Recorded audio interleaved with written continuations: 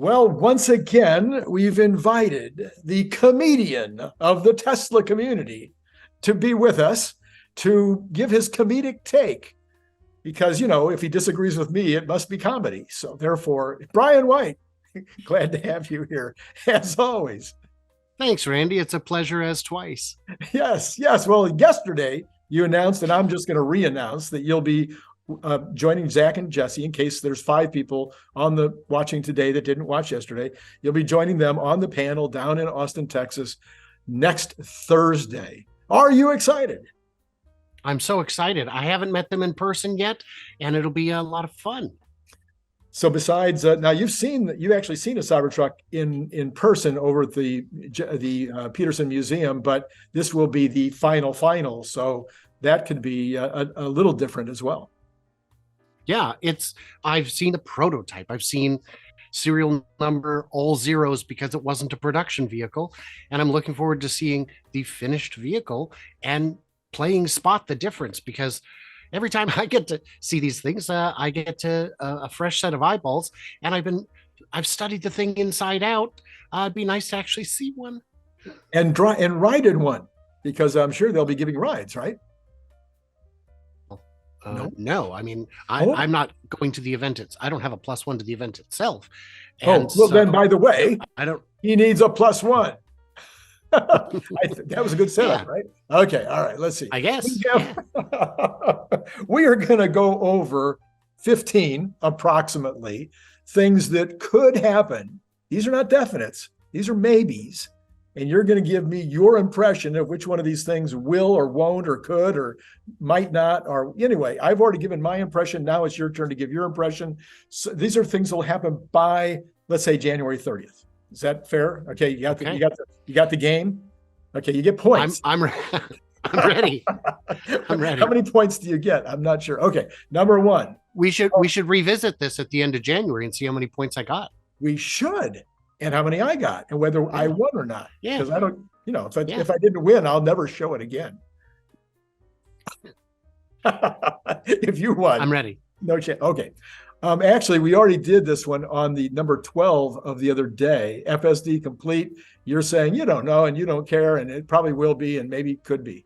Is that what you said? Well, you said no. Yesterday you said version 12 will be released. Oh, that's right. And this time you're saying FSD will be be. Yes. That's do I believe FSD complete by the end of January? No. Okay, no? That's an easy. Because it's too big of a task. It could happen any day. We could wake up tomorrow and it could be done. And one day that will happen. There will be a day before it is complete, but I don't think that day is going to be before the end of January. Okay. Number 2, production of Optimus, which would include a demonstration of doing useful tasks. So you're saying that by the end of January, there's a likelihood. Okay, well, that's 2 different. Okay, so we'll address the 2 different parts. Okay. I do not believe Optimus will enter production by the end of January, but demonstrating it performing useful tasks, very possible. I think they would save that for AI Day 3, but we do not know when that is going to be. So if AI Day 3 happens before the end of January, which strikes me as unlikely, I'm going to say no to both. No to both. Okay. And so do you think they'll announce it's not on my list. Do you think they might announce AI Day 3 at the earnings thing? Sometimes they announce those kinds of days. It's possible. It's possible. I'd say it's unlikely because they like to keep the earnings calls about the earnings. But there's a possibility they could announce AI Day 3 by the end of January. Okay. All right. Number 3. Confirmation of 80 gigawatts at the Lathrop plant. So let me set this up for those who haven't been following it.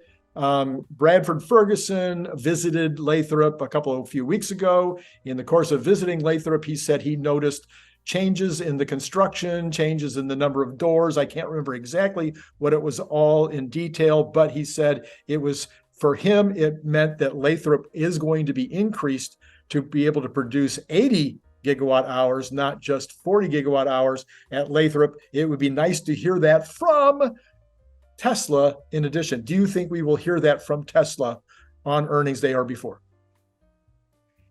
So when I was at the Oregon Electric Vehicle Association's recent meeting, we got to hear from Jen Gowdy, who is a service center employee who had previously worked as a tech at Cato Road. And she knew exactly who I was and was very good at not answering any of the she was on to me. She was on to me. So the beauty was, by the way, the little side note is anybody who had a question that she knew the answer to but refused to answer, she said, watch Jordan Giesege's The Limiting Factor. Oh, So what a feather in his cap to know that the people who are actually doing this stuff watch him. yeah. Wonderful. But he is a brilliant resource. Do I think so? What we do know, what she was able to say, because it is known, is that Cato Road was offline for retooling. What we were able to surmise is that battery V3, or whatever the next generation is being developed, is being tooled. They are tooling for that now. So do I think they will announce a doubling of capacity at Cato?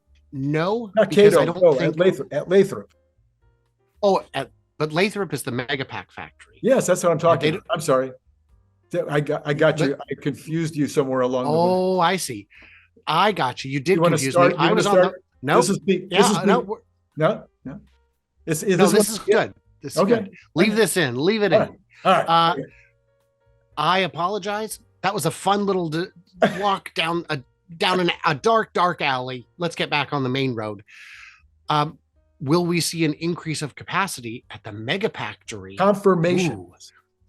Confirmation. of what Bradford Ferguson said. Yeah. Yeah. So first of all, Bradford is a very sharp guy, and his coverage of the Megafactory is second to none. But doubling, boy, I don't know about doubling. If Bradford says it, I'm going to say, yeah. I'm going to say, yeah. So then we could have a confirmation from the brass, from the executive. I don't think they would give us a solid number, I see. but they would say increasing, I got you. because those products are of sufficient size that it's kind of hard to hide the reality on the ground when shipping containers sized things are being moved out. That's what Bradford's found. Okay. So how about an announcement of M3 Model 3 Plus shipping for US? Oh, by the end of January? Yes. Yep. Okay. Yep. So lock it down. okay, lock it down. All right. Number 5, announcement of Juniper shipping date No. somewhere in the world. Nope. I don't think it's long enough in the tooth to require it. And it's just added work, added downtime. I think they will ride this one out another at least 6 months, but maybe even a year or two. Wow. Because remember, the Model 3 is substantially older than the Model Y, and it just got its refresh. So I think, yeah, it's just not time. And one thing I told you, I think last week, is Yes. that the likelihood of me seeing it before it happens, before road sightings, is very, very low, because the parts in common with the Model 3 refresh are so substantial that I just wouldn't see them. I just wouldn't see them coming out. So what about this is one that just came to my mind. What about a what do you want to call it? They've already done 3 of the things in China. I think, yeah, in China or Berlin, somewhere they've already done 3 of the things to the Model Y that they had changed on the 3, which I think was the dash appointments, the lighting, and some third thing I forget. They said, okay, we're gonna go ahead and do that, I guess, in Shanghai, right? Shanghai, yes. They took the parts that matched, right, and updated them to the new parts. Yes. So the two things, in my personal opinion, on the Model Y that need to be fixed, not in a year, not in 2 years, is the suspension and the television for the rear seat. Could those 2 things be updated midstream? So I have a brand new Model Y, and the suspension is fine. It's fantastic. I'm on 19-inch wheels, and it feels nice. It feels comfortable. So I think they've already made that change. Oh, not as substantially as to the Model 3, but I think the Model 3 didn't have as many suspension upgrades along the way as the Model Y must have, because the Model Y suspension's already updated. The rear seat infotainment, boy, that would be nice to get, and I don't see why they couldn't do that. But as soon as we get Model 3 fresh in the US, I think we may see that as well. Okay. All right. So that's interesting. All right. Let's go to the next one. A groundbreaking announcement with regard to Shanghai Megafactory. I think they'll announce it when it's done. And I think When the it may factory's already done. be underway. When the factory When it's done. I see. Okay. Yes, or very close to it, just like they did in the US, where they said, oh, here's a groundbreaking. And you look at it and you're like, groundbreaking? That building looks almost finished. Yeah, well, the ground wasn't properly broken, so we went ahead and broke it. I think we will see the Megafactory in Shanghai but the time is right. No reason not to. The CATL fact that's just a mile or two from Giga Shanghai is complete. It is tooling now. Yeah. And I believe that would add the capacity necessary to build those megapacks. And I think, and the factory doesn't have to be as purpose built as an automobile factory, right, to achieve the efficiencies needed to get the product out at a profitable way. So I think there's a very good chance we will see a Megafactory announcement before the end of January. All right. Now, you and I discussed this one a little bit last week or maybe 2 weeks ago, and that is what's going on at Reno. So the question, you said you think maybe there's a standalone building being built right now for the Semi or for something, if I remember correctly. But I'm asking the question now, so will we have, between now and the earnings call, including the day of the earnings call, will we learn anything about Semi capacity out of Reno ramping up to the promised 50,000 a year? No, that's my guess is no. So we've seen drone footage from Reno.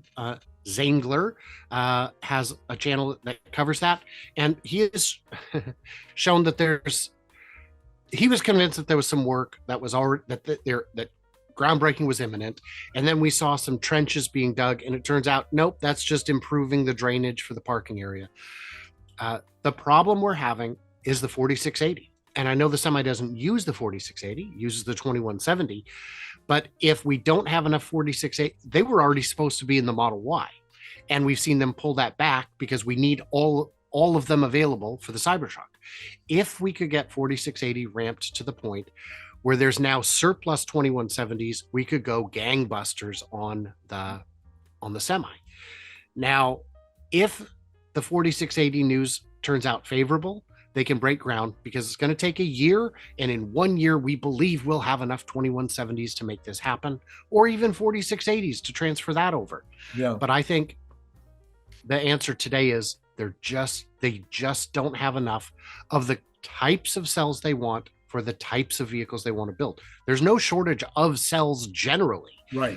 But we need certain models do require certain cells. Yeah. All right. And then how about groundbreaking in Mexico, or an announcement of groundbreaking in Mexico by the earnings call? I'm going to say yes on that. Okay. I'm really crossing my fingers because come on. But we know the delay. I've seen a lot of very cynical comments saying that it's all bureaucracy and red tape. But then we heard at the earnings call that we're almost finished with the design. You can't get your permits until your design is done. So they've got to get that done first. And I think they will be sufficiently done that they can get the permits and get it at least announced. I think I already know how you're going to answer this one. I'm going to ask it anyway. Will we potentially get a confirmation of Gen 3 production in Austin with approximate dates by the earnings call? No. Nope. Yes. Nope. Well, so even today I had someone asking me on X, but won't there be like a pilot line there? And I said, yeah, but because it was in regards to the question, could they still hit 50% compound annual growth rate in 2024? And my answer was no, because they don't have the pipeline of available products and capacity. Mm-hmm. until they get the next factories built. And we said, yeah, but what about the pilot line in Austin? Well, I'm glad that we're scaling back and saying pilot line. But the thing with the compact is, in order to achieve the price points desired or anywhere close to them, you need a massive purpose-built space capable of producing vast quantities of vehicles. If it's going to, instead of making 2 million, 3, 4 million vehicles, if it's going to make 100,000, you're not going to get the economies of scale. It's going to be the same price as a Model 3. And you could sell it at that price. There are people who would absolutely buy that car at that price, but that doesn't achieve the objective. So I just don't think it's going to happen. Okay, so then that means you don't think they're going to either reveal or, well, not reveal, give us a date for the reveal of the Generation 3 car. No, I don't. I think that's one where we'll find out. We'll hear 2 weeks in advance that something's coming, and I don't think they want the kind of situation they've had always, where they announce something and then 6 years later we finally get it. I think they want to compress that timeline a little bit. Do you think that at the meeting in January they will give us an update on the guidance of production of the Cybertruck? No, I think the guidance they've laid out is sufficient. We might hear something very soft, like going better than expected, encountered some unexpected challenges, that kind of thing. But I don't think they'll change the number on us. Okay. How about an announcement regarding India by that meeting? Another 2 months to get an answer on India. I'm going to say there's a decent chance, because now we know that it wouldn't be a full factory, but just a final assembly plant. And if they're able to do that in a way that circumvents those mammoth import tariffs, it would make sense. And so I'm going to say, I'll be polite and say yes, but that's really mostly wishful thinking. Okay. And then how about a major announcement on the success of, we talked about this a little bit on yesterday's show, a major announcement on the success of advertising and or a significant plan for substantial future advertising. I think ego is going to win the day, and no matter how good it works, they won't say it. They might just expand it and say, well, we're just always looking at things, but whatever. It's whatever. But yeah, keep running them. But I don't think we'll see an announcement. And then, like Apple, of course, if they do decide to finally just completely capitulate and run a Super Bowl ad, we wouldn't know that until it actually appeared on the Super Bowl Sunday, because nobody had a clue that Apple was going to do that ad. Oh, really? No, that was complete shock. I think Apple's did that strategically. Most companies like to release it days or even a week in advance just to get extra mileage out of it. But Apple doesn't need that. The surprise is the mileage. Yes. So but I think a Super Bowl ad is out of the question, because it's not about impact. It's about philosophy. And every EV ad at the Super Bowl is a Tesla ad. Yeah. I keep thinking, as an advertising guy, I keep thinking that I keep looking back to that Apple ad, which is, iconic. I mean, it's a story unto itself. And it just seems like maybe they've got the brain power, the creative power over at Tesla to do something that would be as iconic, a one-time shot, where you just, make a memory that people will still be talking about 20 years later. The Cybertruck footage that we believe they have shot would be that iconic. Boy, that would be neat, but I just don't think it's going to happen. All right. And then also, no, before you get to that, if you really want to save money and have a Super Bowl ad, you can pull a Clown O'Dan and make an ad and only run it in Topeka. It's still, you can still call it a Super Bowl ad because it's on the day during the Super Bowl, but it only costs, $30,000-$40,000 to run it. Right. And then you just put it online and everybody watches it either way. So that would be something they could do just to be, wise guys. That would be good. Okay. And then here's my last one. And this is a good one. Will there be between now and earnings day, a deal made with some OEM for either software or for a Tesla part, not counting superchargers. That's a whole different game. So, something that has to do with the automobile, either a part, a combination of parts, or some kind of software announced between now and earnings. So I hear the question. You're saying we've already got NACS announcements. We've already got charging partnerships. That's already done. But what about at least autopilot? Not FSD. I don't see anyone licensing FSD. Even if FSD drops tomorrow and it works, I don't see a partnership being announced in the next 2 months. I think that's too fast for the lawyers to work, especially over the holidays. But what about a battery? What about a motor? Boy, wouldn't that be something if in the future Intel inside was now Tesla inside? I think the biggest obstacle to that is not invented here syndrome. No matter how good it is, I think our guys can do it better and cheaper, which is always a recipe for success. So do I think a software or hardware will be announced by then? I'm going to say no, because the only people who would be likely to adopt it would be the small players. They would, if you've got someone like Rivian or Lucid or, any of those guys, they would be wise to at least use the OS, at least use the infotainment or some of that. But I don't think they're big enough for Tesla to justify the diverting that kind of engineering resource to ensuring a seamless product transition. And the big guys, I think, are just not ready to admit the absolute failure that is their state of software.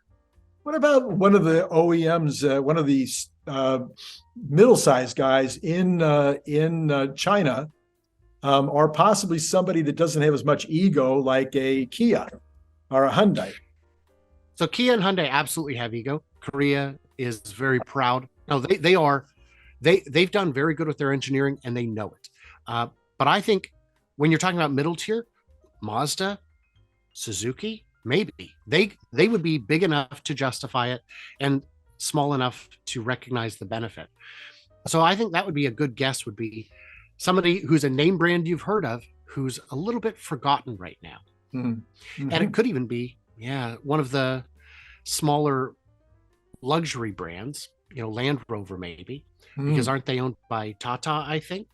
I forget. I forget. They're owned by somebody. Yeah. But that would be a good fit. The Chinese guys, the Chinese manufacturers are very proud of their in-house stuff. I don't see them capitulating to admitting that they're second best and that it would be cheaper, easier, and just better to use someone else's software.